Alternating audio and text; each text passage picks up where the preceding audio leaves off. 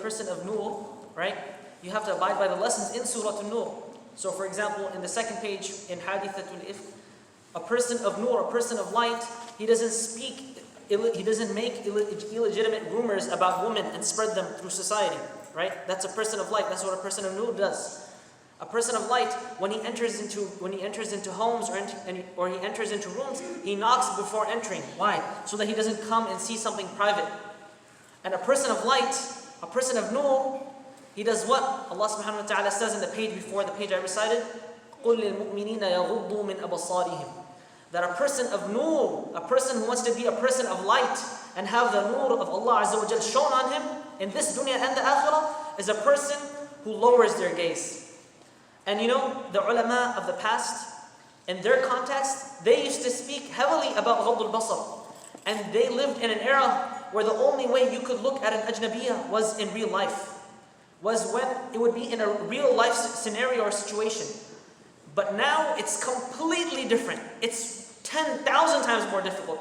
If only I could describe to you, just look through statistically how much explicit imagery has spread throughout the world. It's ridiculous. It's not just in America, it's throughout the world, especially the Muslim world, right? So a person of light, he does ghadd al-basar. He does ghadd al-basar from these things. And nowadays, every single child, not just child, even adults, they have a device in their hands and they have devices at home where they're able to access billions of images online within seconds. And let me tell you, that's very dangerous, especially for children growing up where they have full free access without parents knowing the dangers of what's behind these devices. And this is a message for the parents. Especially the parents, that your children, they have these phones, they have these devices, you think they're harmless, they're just watching some funny videos on YouTube, but I'm telling you, they can go down a very dark path. You see how common mental illnesses are now? Depression, anxiety. They're all linked to the phone and the laptop and the video games that they consume.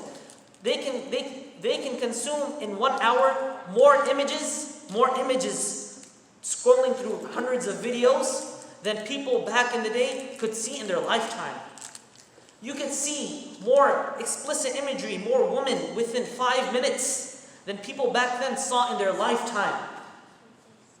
Wallah, it's dangerous. And the thing is, it might be, it sounds funny, but it's very dangerous because our minds, our brains are programmed in a way where they're very plastic in nature. That whatever we give and consume will affect the way we think, will affect the way our brains respond. And that's why, there's so many adat sayyi'ana. A young man recently came up to me. And let me tell you, this young boy, he's hafiz kitabillah. Barun biwalidayh. He's hafiz of Quran. He's not just hafiz, he's mutqin of his Quran. He's righteous towards his parents. Yusalli khams salawat. He's a good boy, he's a good young man. And he came up to me and he disclosed some information. He said, Sheikh Abdul Razak, I'm dealing with this issue. I can't stop watching these things. I have this problem.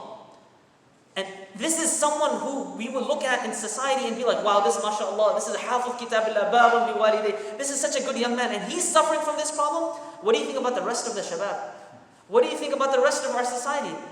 And I've heard the conversations that these kids have. They have conversations now that adults probably still don't even know of.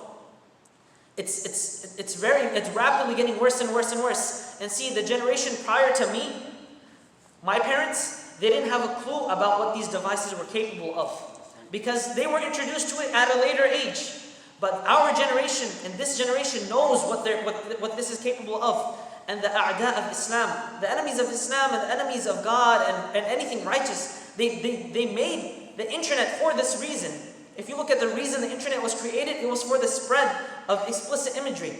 So we have to be very, very careful, not just with ourselves, because ghadd al-basar it's for all mu'mineen. قُلْ لِلْمُؤْمِنِينَ يَغُضُّوا مِنْ أَبْصَارِهِمْ. Allah is speaking to all of us, but especially our children. We have to make sure we know what they're consuming, what's on their phones. What are they listening to? What are they watching? What are they looking at nighttime?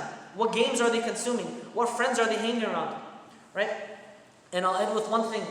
Yusuf alayhi salam, when he made a dua he asking Allah subhanahu wa ta'ala to free himself from the fitna of Imra'atul Aziz and the woman that were trying to come onto him.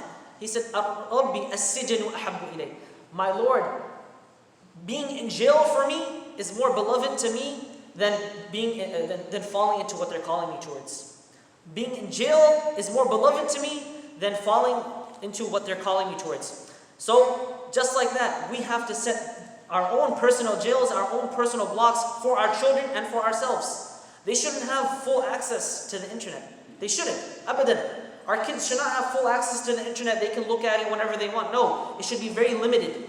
Maybe you can set up parental controls on their devices. Maybe you can set up specific times and hours where they could use it. And through that, inshallah, we can grow as a society and be people of nur. وصلى الله على نبينا محمد وعلى آله وصحبه أجمعين.